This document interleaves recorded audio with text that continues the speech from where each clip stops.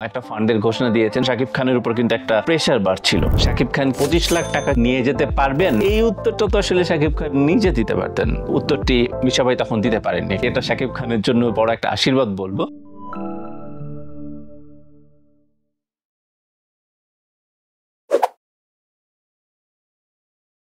Who wants to be a millionaire? যুক্তরাজ্যের এই জনপ্রিয় অনুষ্ঠানটি ভারতে এসে আরো জনপ্রিয় হয়, মানে আমাদের কাছে খুব জনপ্রিয় হয়, এবং সেই অনুষ্ঠানের নাম ছিল কৌন বানেগা ক্রোড়পতি। এটি মূলত জনপ্রিয় হওয়ার আরেকটি কারণ ছিল এটি উপস্থাপনা করেন অমিতাভ বচ্চন, এবং তিনি যেভাবে একজন অতিথিকে অনুষ্ঠানে ডাকেন এবং যেভাবে তিনি সম্মান করেন, এই জিনিসগুলো দেখলে আসলে খুব ভালো লাগে। বাংলাদেশে এই ফ্র্যাঞ্চাইজের একটি অনুষ্ঠান পরিকল্পনা করা হয় এবং সেই অনুষ্ঠানের নাম দেওয়া হয় কে হতে চায় কোটিপতি। সে গল্পটা একটু বলি যে কে হতে চাই কোটিপতি আপনারা দেখেছেন যে আসাদুজ্জামান নূর উপস্থাপনা করেছেন, কিন্তু প্রথমে কিন্তু উপস্থাপক ছিলেন প্রয়াত আনিসুল হক। আমরা সবাই জানি যে আনিসুল হক কিন্তু একজন খুবই জনপ্রিয় এবং বরেণ্য উপস্থাপক ছিলেন।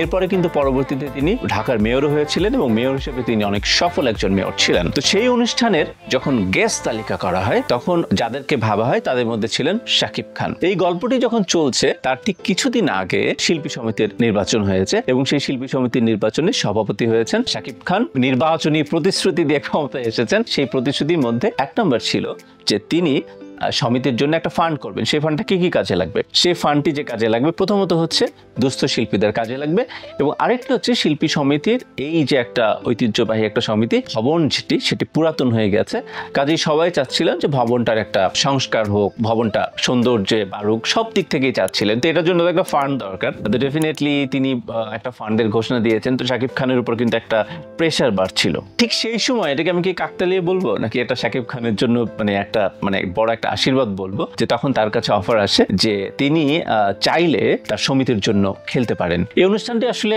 কেমন হয় আমার মনে হয় সেটি সবার ধারণা আছে।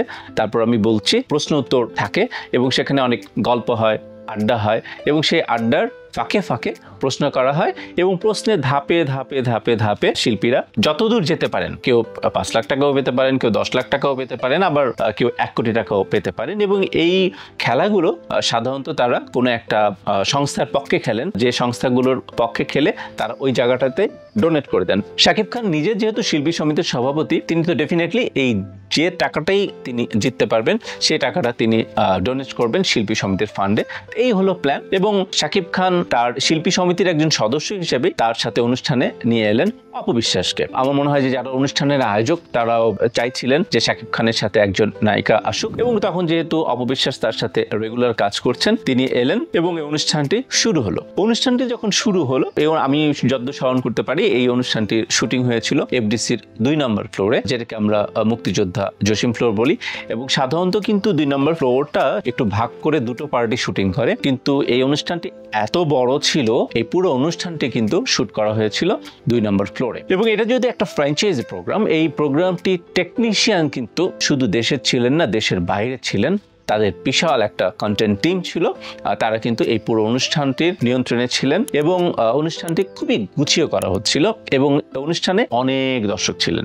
যখন দুজনের সাথে কথা শুরু হলো, স্বাভাবিকভাবে আসাদুজ্জামান নূর এবং অতিথি হচ্ছেন শাকিব খান এবং তার সাথে অপবিশ্বাস। তো কাজে আসাদুজ্জামান নূর তো আসলে একজন উপস্থাপক, তিনি কিন্তু খেলার যেটা স্ট্রাকচারের মধ্যে যেটা পড়ে, তিনি আড্ডাটাও ভালো জমিয়ে তুললেন। এবং শাকিব খানের সামনেও কিন্তু আসাদুজ্জামান নূর, আমরা জানি যে আসাদুজ্জামান নূর একজন বাকের ভাই, তারও একটা পার্সোনালিটি আছে, কাজে আড্ডাটা খুবই জমে উঠেছিল। এবং আসাদুজ্জামান নূর চাইছিলেন শাকিব খান এবং অপুর কোনো কেমিস্ট্রি তিনি রিভিল করতে পারেন কিনা। তো তারাও আসলে চেষ্টা করছিলেন না ধরা দিতে আসাদুজ্জামান নূরের সাথে। এবং আসাদুজ্জামান নূর যখন কাছাকাছি চলে যাচ্ছিলেন তখন আবার দর্শক ক্ল্যাপ দিচ্ছিলেন, নানা ধরনের মজার ঘটনা ঘটছিল। একটা জুটিকে কেন্দ্র করে আলোচনায় যে ধরনের ঘটনা সাধারণত ঘটে। ধীরে ধীরে প্রশ্ন পর্ব শুরু হলো এবং তিনি সবগুলো উত্তরই পার হলেন। 12.5 লাখ টাকা যখন শাকিব খান অ্যাচিভ করে ফেললেন, তখন যেটি ঘটলো সেটি হচ্ছে যে ঠিক পরের প্রশ্নটিতে উত্তর দিলেই 25 লাখ টাকা তিনি পাবেন। এখন এখানে কিন্তু খুব টেনশন কাজ করছিল যে প্রশ্নটি যখন করা হলো 25 লাখ টাকার প্রশ্ন, ঠিক সেই সময় থেকে শাকিব খান একটু সময় নিচ্ছিলেন, অপবিশ্বাসের সাথে আলোচনা করছিলেন। আবার একটা নির্দিষ্ট সময় থাকে যে এই সময়ের মধ্যে কিন্তু আপনাকে আপনার পর্বটা শেষ হয়ে যাবে। এখন একটা উৎকণ্ঠা ছিল যে উত্তরটা দিতে যেহেতু সময় নিচ্ছিলেন, এই ঘন্টা মানে অনুষ্ঠানের ঘন্টাটা বাজার আগে আসলে এই 25 লাখ টাকার উত্তরটা শেষ হবে কিনা। তো 25 লাখ টাকার উত্তরটা যখন ফাইনালি দিলেন, এবং এই উত্তরটা দিলেন হচ্ছে অপবিশ্বাস শাকিব খানের সাথে আলোচনা করে উত্তরটা দিলেন, একটা পিনপতন নীরবতা ছিল কিন্তু, যে উত্তরটা কি আসাদুজ্জামান নূর নিচ্ছেন নাকি নিচ্ছেন না।